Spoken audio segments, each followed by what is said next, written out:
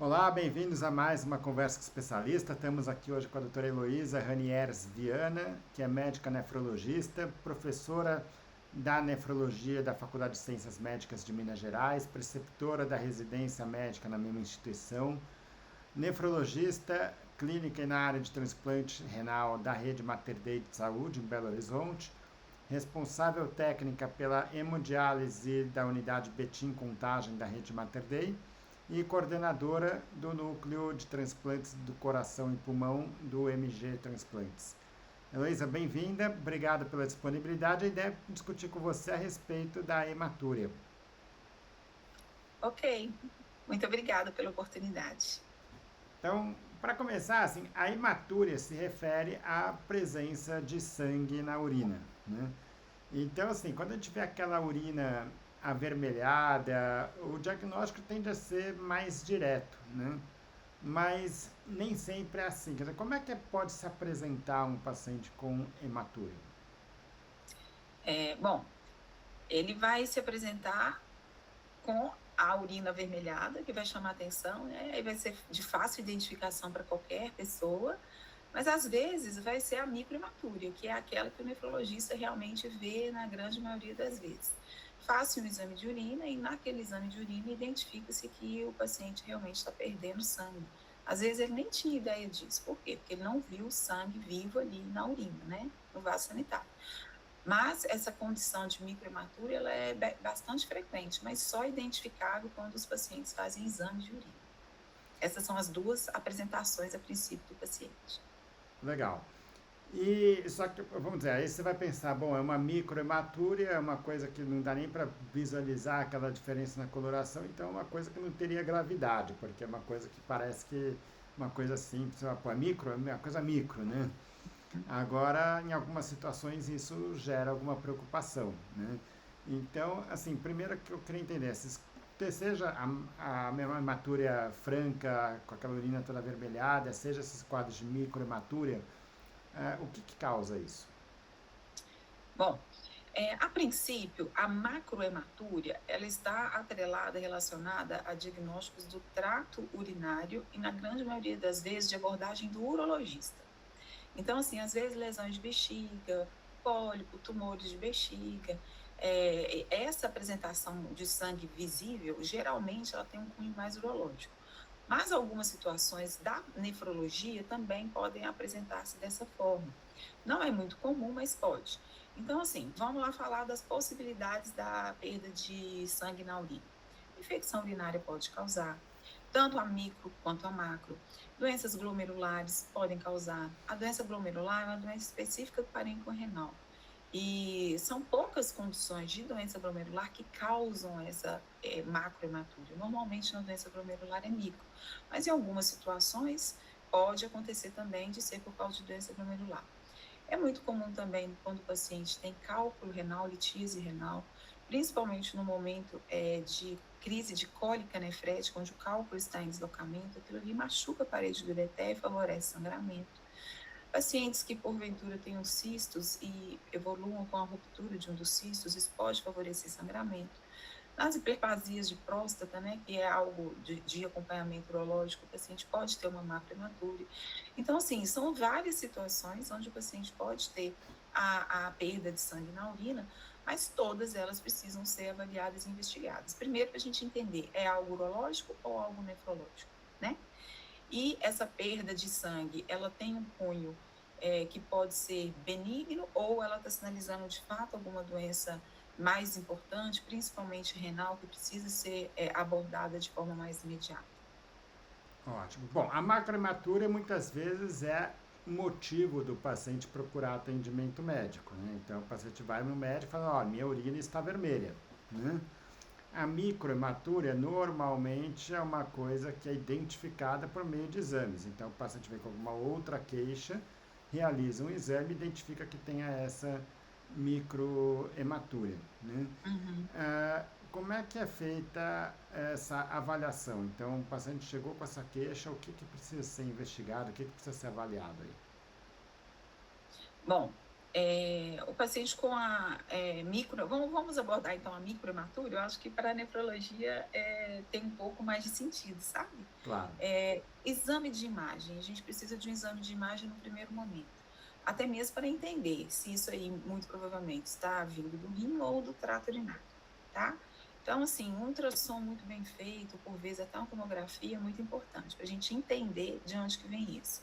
É muito comum infecção urinária também, né, na população geral. Então, é algo que a gente precisa identificar, não só o exame de urina, mas um GRAM com urocultura, para a gente entender se aquela perda de sangue não está relacionada a um processo inflamatório infeccioso. Feito isso, a gente viu que não tem infecção e que não tem assim, uma alteração estrutural significativa no trato urinário, capaz de causar essa perda de sangue. Aí realmente a gente tem que investigar alguma possibilidade de doença realmente renal. E Legal. existem, assim, com exames de urina também, avaliação de perda de proteína e urina de 24 horas, e exames laboratoriais de sangue mais amplos para a gente entender se não tem uma doença sistêmica causando um comprometimento renal ou mesmo uma doença primária do rim, né? Com uma apresentação clínica de perda de sangue na urina. Muitas das vezes, esses exames, né, que a gente faz, por exemplo, um ANCA, um FAM, um complemento, ele já dá uma ideia inicial para a gente do porquê, do motivo daquela perda de sangue. Mas ainda assim, por vezes, a gente ainda vai precisar de complementar essa investigação através de histologia, fazendo uma biópsia do rim para entender melhor o porquê que aquele paciente está perdendo sangue. Mas não que a gente indique biópsia para todo mundo, a gente tem critérios, na verdade, para entender se aquele paciente tem uma probabilidade, né, de ter uma evolução mais desfavorável de uma eventual doença, que demande sim fazer uma biópsia ou não. Ótimo. Então, assim, mais uma vez, pegando aquela divisão que a gente fez, quer dizer, na macrohematura, a causa da consulta é essa, e aí tem toda uma investigação por conta justamente da hematúria, né? Na microhematura, o paciente não reclama da microhematura, então ele chega lá e faz uma investigação por algum outro motivo, identifica essa microhematura, né? Ou seja, é claro que a investigação depende de qual que é a queixa, de qual o motivo que está levando aquela consulta, por que ele fez aquele exame que identificou a microhematura. Mas vamos pegar o exemplo da infecção urinária, que foi o primeiro que você deu, ou das outras condições renais, de glomerulonefrite, tudo isso daí. O que muda você ter ou não ter uma hematúria? Por exemplo, uma infecção urinária com hematúria ou sem hematúria é diferente? Não é que ela seja diferente, mas se eu tenho uma hematúria associada a uma infecção urinária, dado a grande incidência de infecção e por saber que nas infecções eu também posso ter perda de sangue, no primeiro momento eu não me preocupo com aquela hematúria, porque eu associo ela ao quadro infeccioso. Então, o primeiro passo é o quê? Tratar a infecção. Vamos tratar a infecção? No segundo momento, repete-se o exame de urina, não necessariamente para fazer controle de infecção, do tratamento da infecção urinária, porque essa prática também ela não é endossada, mas para eu ter certeza de que eu não tenho ali uma perda de sangue adicional. Porque às vezes o paciente que tem microhematura, ele pode ter infecção urinária também. Então eu não posso necessariamente achar que aquela hematúria é só da infecção, mas na grande maioria das vezes é. E aí depois que o paciente trata uma infecção, eu repito o exame de urina e não tem mais nada, eu não preciso me preocupar, né? Então, assim, se tem infecção urinária, a gente trata primeiro isso, porque a princípio aquela hematúria está relacionada sim à infecção. Nos casos de litíase, se eu tenho sangue na urina, não tem jeito, ainda mais se o paciente está em crise de cólica renal. Eu tenho que pensar que aquela microhematura, ela tem relação com aquele processo que está acontecendo com o paciente naquele momento. Então, a gente resolve primeiro o quadro do paciente de litíase, espera ele sair daquele evento de cólica nefrética, para poder, num segundo momento, ver se de fato ele tem hematúria na urina. Se tem, aí é que a gente parte para investigações. A hematúria de origem glomerular, né, da doença renal glomerular, ela tem uma característica.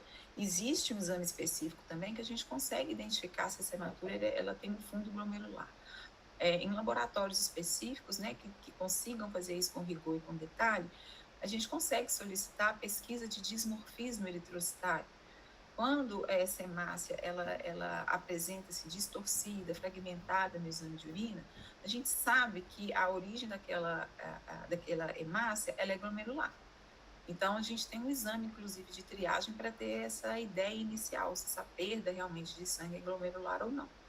Mas a gente sempre parte para isso depois que a gente já excluiu essas duas principais causas, infecção e litíase. Se o paciente não tem isso, aí realmente a gente já vai investigar. Legal.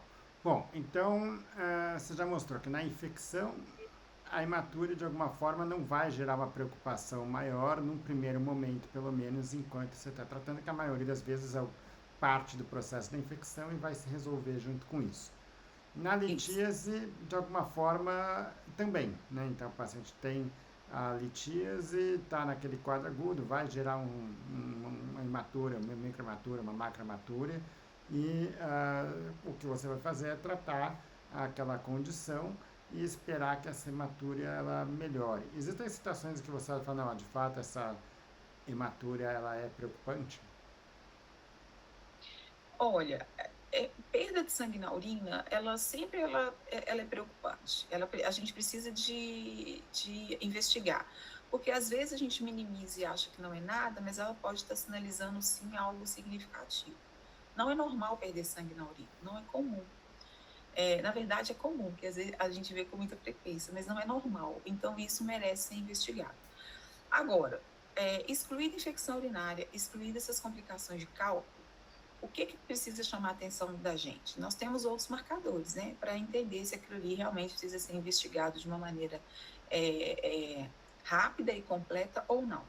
Se aquele paciente perde só a urina e ele não perde proteína, ou se ele perde proteína na urina, mas essa proteína ela tem uma monta, né, a quantidade de proteína que se perde, ela é aumentada. Isso tudo muda. Se o paciente tem uma hipertensão arterial sistêmica associada a essa perda de sangue na urina, se o paciente já tem disfunção renal, se ele tem uma creatinina já alterada. Então, assim, são fatores que, acrescidos à identificação dessa perda de sangue na urina, precisam ser valorizados, porque isso sim é que vai definir os próximos passos e a conduta que a gente tem que ter com aquele paciente. Para ser mais clara, é muito comum perder sangue na urina e isso não está relacionado a má formação, nem tumor, nem complicação do trato urinário, nem litíase, nem infecção. O paciente simplesmente tem uma perda de sangue na urina. Pronto. Precisa manter uma vigilância? Precisa.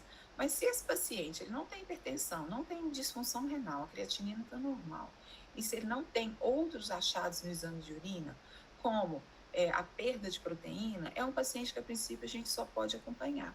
Às vezes, essa perda de sangue, essa microhematura, é sim de fundo renal, mas a ausência desses outros fatores, eles sinalizam para aquele paciente uma possível evolução insidiosa e benigna de qualquer comprometimento renal que ele tenha.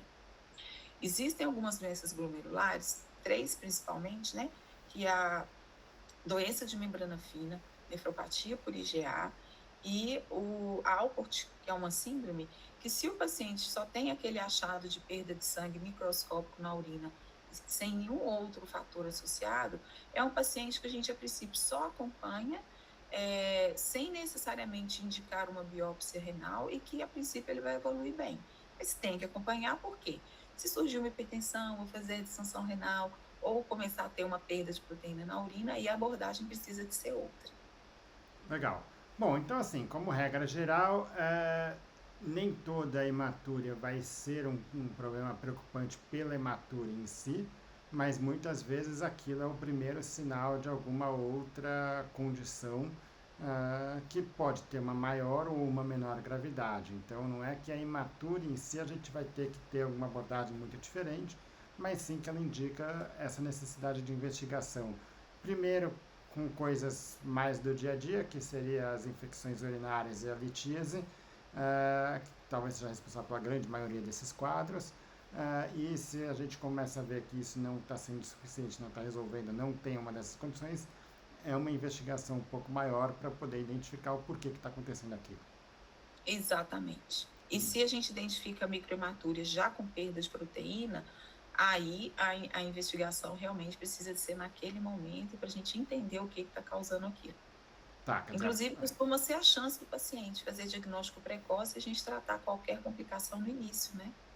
tá, legal. Quer dizer, a perda de proteína de fato a chave aí de quando isso gera uma preocupação maior ou não. E isso vai ser feito, vamos dizer, o mesmo exame que você faz a identificação da hematura, você vai identificar essa perda de proteína, não precisa ter algum exame à parte.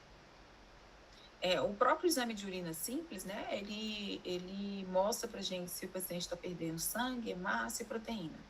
Mas é qualitativo. Uma vez identificado que tem ali traços ou cruzes, né? Porque o exame ele avalia dessa forma de proteína, aí eu tenho que fazer uma quantificação mesmo daquela perda de proteína. Aí a gente faz a proteinúria ou microalbuminúria em urina de 24 horas inicialmente, e que depois, né, no acompanhamento pode ser feito em urina isolada, mas inicialmente a gente quantifica essa perda de proteína na urina de 24 horas. Legal. Se não tiver uma perda de proteína ali, não tem necessidade de outros exames e teoricamente tranquiliza um pouco mais em relação a esses quadros. Se a gente já percebe uma perda de urina junto com uma microhematúria, aí é uma investigação que precisa ser prolongada aí. Exatamente. Tá ótimo. Luiz, acho que deu para entender essa abordagem, quando se preocupa mais, menos, enfim, como que é feita essa investigação. Queria te agradecer mais uma vez a disponibilidade aqui. Tá bom, eu é que agradeço.